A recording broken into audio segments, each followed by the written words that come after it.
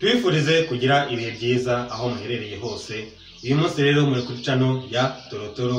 Torotoro ikaba ibagezaho ibintu bitandukanye, cyane cyane inyigisho zerekeranye n'ubuhinzi buteye imbere ndetse n'ubworozi buteye imbere, cyane cyane bwifashisha amamashini. Ngewe ubasuhuza kandi wifuza ibihe byiza, nitwa Niyoyita Jonathan, nkaba ndi umwarimu mu ishuri rikuru ry'ubumenyingiro IPRC Huye, nkaba nigisha mu ishami rya Agriculture Mechanization. Uyu munsi turaganirwa n'umutumirwa, araza kutwibwira neza, cyane cyane ko ntago ari ubwa mbere ariko abamubonye bwa mbere none arongera abasuhuze ndetse aze kubabwira n'ibyo agiye kubabwiraho neza. Reka ahubwo tudatinze tumuhe ikaze. Murakoze, nongeye kubasuhuza abakunzi ba Torotoro. Amazina yanjye ni Uwitonze Flora, nkaba nkorera muri IPRC Huye mu ishami rya mekanike. Uyu munsi rero nifuje kubaganiriza ku bijyanye no gushongesha ibyuma cyangwa se ibyo dukunze kwita mu ndimi z'amahanga casting. Urumva rero ko uyu munsi araza kubabwira ukuntu bashongesha ibyuma. Kibaza ati gushongesha ibyuma bihurira hehe n'ubuhinzi? Mwibuke yuko twebwe dukora ubuhinzi bwifashisha iki? Amamashini. Amamashini rero abakeneye iki? Ibindi byuma bishyashya, n'ukuntu wagira gute, n'ukuntu wakenera uwo mushongi ku buryo bigenda bigira gute bikorana none ubuhinzi bwacu bube butakomwa mu nkokora. Araza kubitubwira mu buryo burambuye. Ntimucike rero mwumva ko uyu munsi ni ikiganiro kiryoshye cyane, guhuza ushongesha n'ubuhinzi. Mwumva biraryoshye cyane. Mwibuke gukora subscribe ndetse mwibuke no gukora kudusura kuri website yacu wa3torotoro.ra.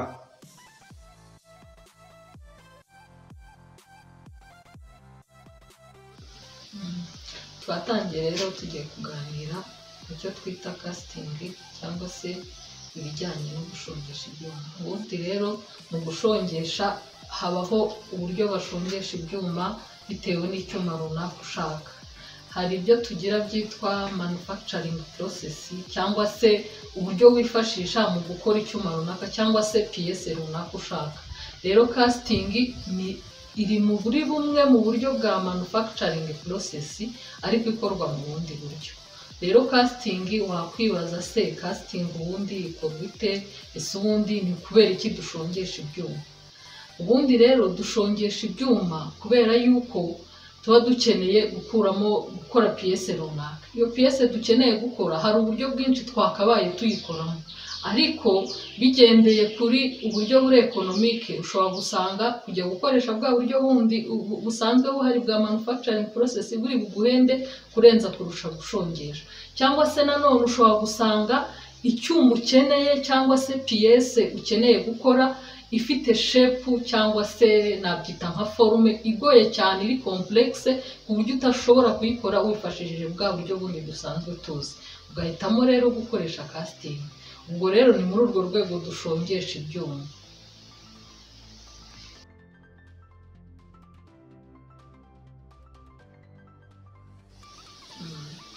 Mushobora kwibaza muti rero ese umuntu ashongesha ibyuma? Yego turabyumva, akeneye gukora pièce runaka, ariko se ni iki uwo muntu ugiye gushongesha agomba kubanza kwitaho mbere yo gufata umwanzuro wo gushongesha ibyuma? Hari ibintu byinshi rero umuntu yitaho.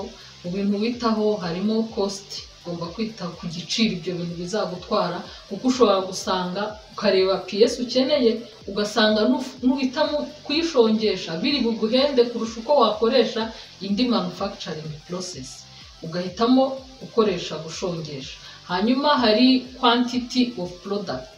Nanone ushobora kuba ukeneye gukora produit nyinshi zitazakorohera mu gihe uri gukoresha ubundi buryo dusanzwe twifashisha mu kubonamo pièce runaka se cyangwa igikoresho runaka. Hari nanone kureba time na speed ya process. Ushobora kuba ukeneye pièce runaka ukaba uyikeneye n'urugero mu byumweru bibiri, ukareba ugasanga nujya kuyikora muri za process dusanzwe tuzi biri bugutwara igihe kinini, ariko ukabona casting se cyangwa se nuyikora muri ubwo buryo bwo gushongesha aribwo biri bukorohere. Hanyuma hari ibintu byinshi, hari product quantity, hari time na speed, hari surface finish y'igikoresho ushaka ukuntu kiza kuba kimeze, hari na economique n'ibintu biri economique. Ushobora gusanga kwa kundi uri bushongeshe biri buguhendukire kurenza kujya gukoresha bwa buryo busanzwe. Hanyuma rero ariko hari ibintu by'ingenzi cyane ari byo tuvuga wenda nka temperature cyangwa se properties z'icyuma ukeneye. Ari icyuma ugiye gushongesha kandi ko properties ziba zigomba kujyana na property za final product ushaka. Aho ngaho rero nko muri property nyinshi tuzi, muri properties z'ibyuma tuzi ari byo tubonamo wenda hardness, tukabonamo za strength, tukabonamo za ductility, za corrosion resistance, ibintu byinshi. Properties z'ibyuma ni byinshi, ariko muri casting cyane cyane property tuba dukeneye ni fluidity. Fluidity ni uburyo icyuma, wenda turaza kubibona ibikoresho twifashisha turi gushongesha, wa mushongi wawe iyo wamaze kubona ahantu uba ugomba kuwusuka kugira ngo ufate ya forme, uriya mushongi uba ugomba kuba ufite iyo property, cyangwa se icyo cyuma washongesheje kiba gifite iyo property yo kuba gishobora kugira iyo fluidity kugira ngo gikwire ahantu hose. Kuko ushobora gusuka umushongi ntukwirwe muri cavity cyangwa se ahantu ugiye gushongeshereza hose ugasanga pièce yawe yaje itameze neza. Icyo kintu rero ni ikintu cy'ingenzi tuba tugomba kureba. Ikindi kintu cy'ingenzi cyane dukwiriye kwitaho cyane ni temperature cyangwa se ubushyuhe. Temperature rero yitabwaho kubera izihe mpamvu. Ni ukuvuga ngo ibaze ugiye gushongesha wenda nka aluminium. Aluminium niyo ikunze kugira temperature iri hasi 660 niba ntibeshye, niyo aluminium ishongeraho kuri melting point yayo. Wenda melting point twavuga ko ari uburyo icyuma kiva muri etat solide yacyo kikarinda gihinduka liquid. Iyo rero aluminium ishongesherezwa kuri iyo temperature. Noneho hari izindi produit nazo ziba zifite temperature iri hejuru. Urugero wenda nka tungsten. Tungsten igira 3400 bya dogere Celsius. Ibaze rero ugiye gushongesha tungsten, hanyuma uyishongeshereje cyangwa se bya bikoresho uri bwifashisha usukamo umushongi ukoresheje ikintu gikozwe muri aluminium. Uribaza ibibazo byateza. Ni ukuvuga ngo ya produit ugiye gushongesha izashonga nyuma yuko cya gikoresho wakoresheje mu gushongesha gishonga. Ibaze rero ubwo wa mushongi ikintu watumarira, nta kintu waba ukitumariye. Ni ukuvuga ngo ibyo washongesherezemo byabaye liquid nyine, byashonze mbere yuko cya gikoresho wari ukeneye gishonga. Byaba ari ikibazo. Niyo mpamvu rero temperature ni ikintu cy'ingenzi cyane tukwiye kwitaho. Tugomba kumenya ese iyi produit tugiye gushongesha ishongera ku ruhe rugero rwa temperature. Ese ugahita umenya noneho gucuzinga ibikoresho uri bukoreshe bitewe na produit ugiye gukora. Urumva ari ibyo cyane cyane by'ingenzi.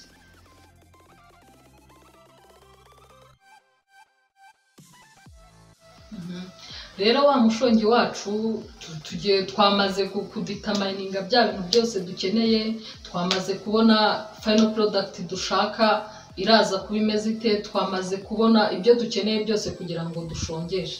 Hanyuma tugiye kwibaza se ubundi mu gushongesha bakoresha ibihe bikoresho.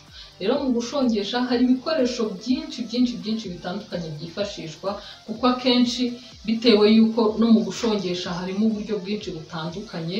Hari za sand casting, hari za investment casting, hari za die casting. Rero ibikoresho bigiye bitandukana bitewe n'ubwoko bwa casting wakoresheje. Ariko hari ibikoresho kenshi na kenshi usanga biri common. Hari nk'ibikoresho biri mu rwego rw'amahandi tools, hari ibikoresho wenda biri mu rwego rwa power operated tools. Nk'urugero wenda niba ugiye gushongesha wakoresheje furnace nacyo ni igikoresho cya mbere cy'ingenzi, kuko wa mushongi wawe ugomba kugira ahantu ubushongeshereza. Furnace rero nicyo kintu cya mbere cy'ingenzi uba ukeneye. Hanyuma furnace nazo zigira amoko menshi. Hari izikoresha umuriro ziri electrique, hari izikoresha amavuta oil furnaces, hari izikoresha gaze. Biterwa n'icyo wacuzinze gukoresha. Ariko icya mbere cy'ingenzi ni furnace. Hanyuma furnace ukibaza se furnace ntabwo uzafata bya bikoresho ngo tubitereka muri furnace. Bya bikoresho ugiye gushongesha nabyo ufite ikintu bishyiramo. Tugira rero ibyo twita crucibles. dushyiramo za produit. Niba ugiye gushongesha wenda mu rugero PS final product ikagomba kuza iri muri aluminium, ubwo ngubwo dufite wenda se ibyo twatwita scrap, kuko mu Rwanda nta matière première dufite ngo tuvuge ngo turahita dushongesha ibintu runaka. Dushaka scrap wenda za aluminium, hanyuma izo scrap nizo ufata ushobora kuzikataguramo duce kugira ngo bitari ibintu binini cyane, ukazishyira muri iyo crucible yawe, hanyuma ukaziteka muri iyo furnace. Hari ibikoresho byinshi rero, ya furnace byanze bikunze wa mushongi urashya ukarurwa. Hari n'ibikoresho dukoresha twaruza, hari n'ibikoresho dukoresha dufinishinga product twabonye. Ibikoresho dukoresha ni byinshi, hari ibirimo ama pouring spoon, hari ibirimo ama draw spike, hari ibirimo za vent rod. Ni ibikoresho byinshi cyane, ntabwo ahangaha twajya kubivuga ngo tubirangize, ariko bitewe n'ubwoko ugenda ukoresha bwo gushongesha, ugenda umenya ibikoresho uri bukenere.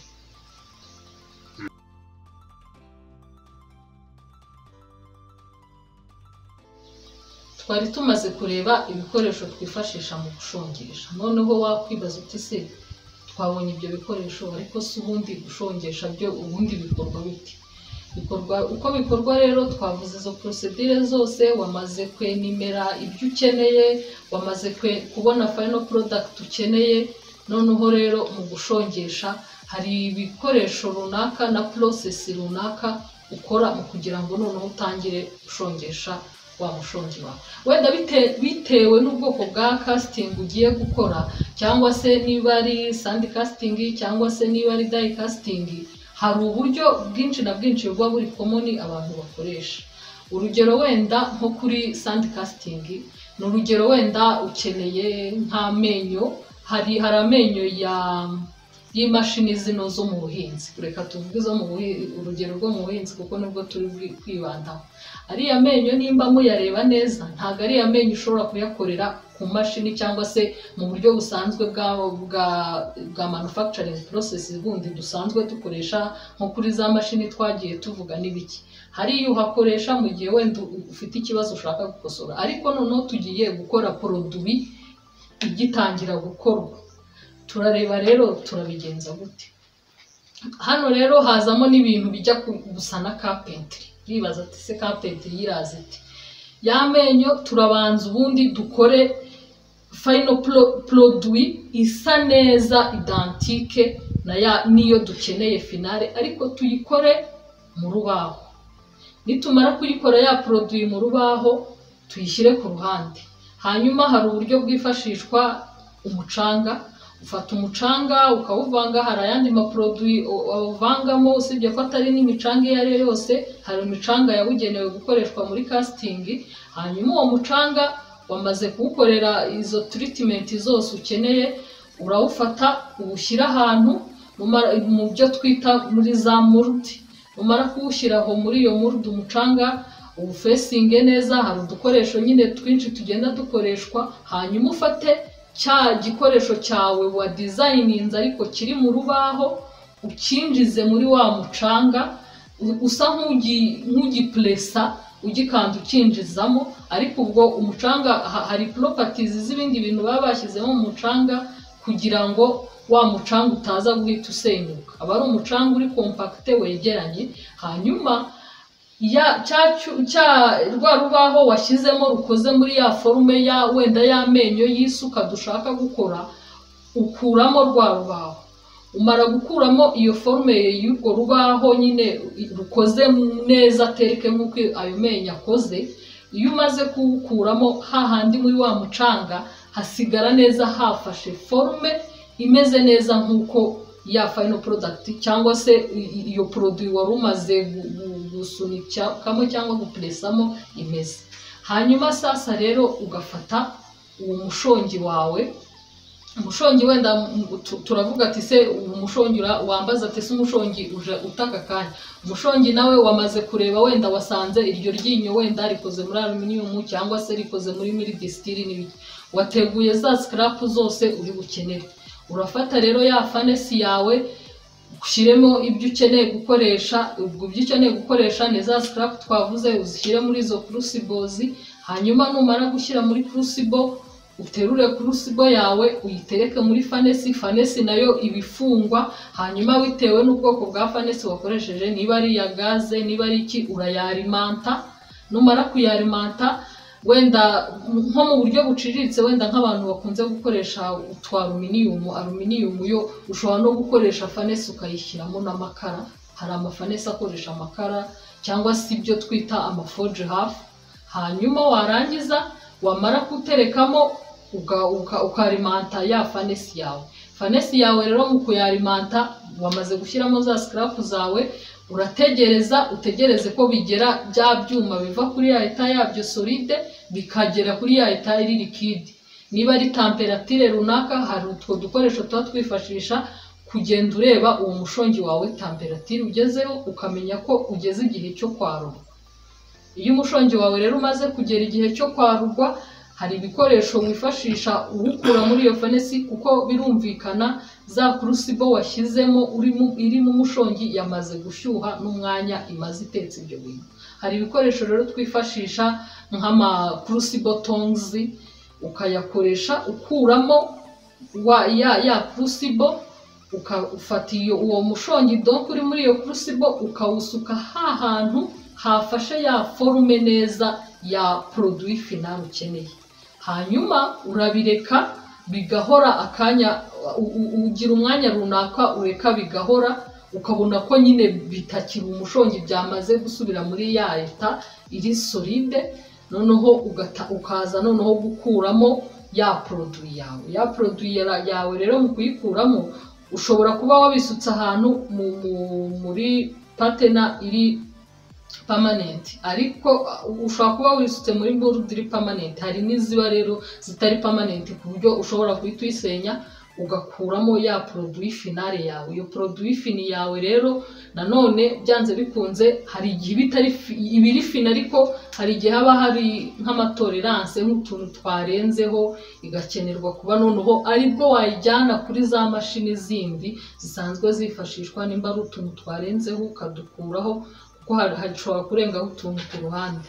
Hanyuma rero ya produit fini yawe, ubwo ngubwo niyo ngiyo uba ubonye, uba ugomba kureba neza ko yahuye na ya produit yindi wari ukeneye. Hanyuma ubwo ya fanesi yawe uba ugomba kuyizimya. Niba ari iyo alimentation wakoresheje iyo ari yo yose uba ugomba kuzimya. Hanyuma na ya mishongi wakoresheje ugasukura bya bikoresho byawe, ariko nyuma y'uko ureka bikabanza bigahora. Hanyuma ukafata rero produit fini yawe bigendewe n'icyo ugiye kuyikoresha, wamaze no kureba ko za size zose zihura n'iz'umukiriya yagusabye, ukaba wayishyikiriza nyirayo.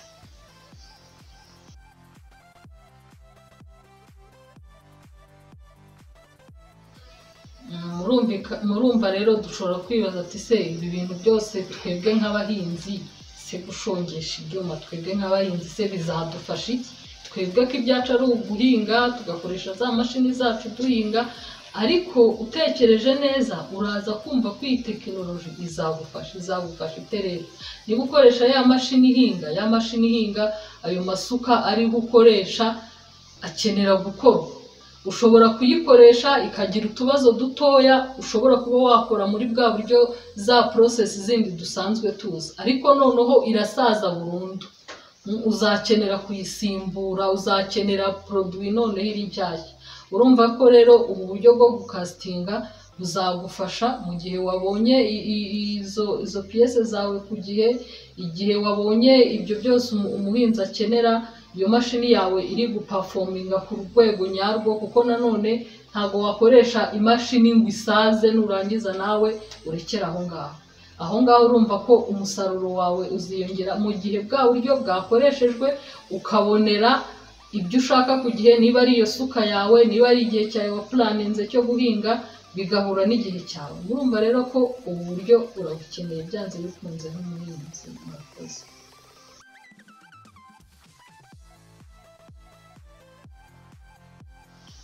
hari inama rero numva natanga ku bakunzi ba torotoro ndetse ari abakurikirana torotoro ndetse n'abakunzi b'ubuhinzi muri rusange n'abakunzi bo muri iki gisata cy'ibintu bya tekinike muri rusange.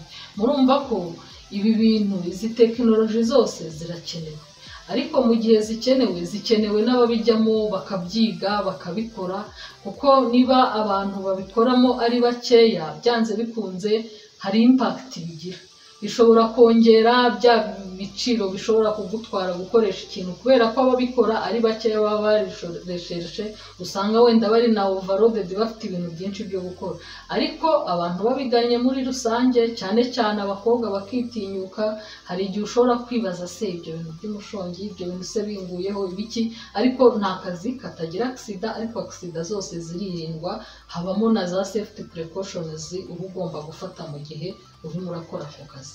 Rero murumva ko ari ibintu dukeneye kubyitabira, birigishwa muri ibi bigo by'ubumenyingiro, ama IPRC menshi arabigira. Dukeneye rero abantu bakora n'abantu bazadusimbura bagakomeza gukora no mu gihe kizaza, kuko natwe tuba turi kubyina tuvamo, natwe rero dukeneye abazaza bagatanga umusanzu nyuma yacu.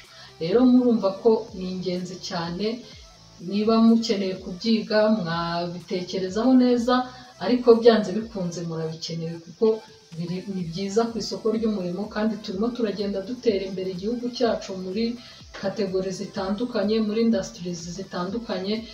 N'uru ruganda rero turimo narwo rukeneye urubyiruko, abakobwa, abantu bose babishoboye bumva ko ari ingenzi mu gufasha igihugu kugira ngo tugere icyo tugeraho. Murakoze cyane cyane rero Flora utuganirije uburyo bashongesha ibyuma bigiye bitandukanye. Hari ijambo asoreje abatugira inama avuga ati turi kubyina tuvamo. Nibyo koko rwose ntabwo abeshye, sibyo? Bivuze ngo hari abantu babyize ari kubidusobanura neza gutya, ariko hakeneye n'abandi bantu babyiga ku buryo bazabisobanura n'abandi, cyangwa se bagakora mu nganda zigiye zitandukanye. Nk'ubu ikibazo kigiye kibaho, IPS yawe igapfa cyangwa se ikagira ikibazo, ukaba watumiza hehe wenda nko muri Aziya cyangwa se muri Amerika, IPS ikazakugeraho hashize amezi 5, hashize umwaka. Urumva ko icyo gihe n'ubundi abantu bari kugira gute kudindiza rya terambere ryacu tuba turi. Muze rero mubyige muri Rwanda Polytechnic, barabyigisha neza cyane rwose. Murabona ko hari impuguke, hari inzobere, abarimu barahari, babimaze n'igihe kirekire, kandi rwose igihugu cyacu zatera imbere, yaba umuhinzi cyangwa se muri izo secteur zose yagiye avuga. Turamushimiye cyane rero cyane rwose, ku buryo n'ubutaha igihe tuzamukenera yazagaruka rwose. Asanzwe atanga ibiganiro hano bya tekinoloji, bya mechanical engineering. Ni itafari ku burezi bwacu, ni itafari ku iterambere ryacu. Rero abagezaga ibi ngibi nitwa Niyoyita Jonathan. Mwibuke gukora subscribe kugira ngo mubone n'ibindi biganiro. Yigeze ku kintu cyitwa carpentry ikorera ngo ubutaha tuzabashakira umuntu wa carpentry ubihugukiyemo neza, nawe abaganirize, ababwira ukuntu carpentry ikorwa n'ukuntu nanone ihuzwa n'ubuhinzi, nubwo mwagize gute mwabivunguriweho.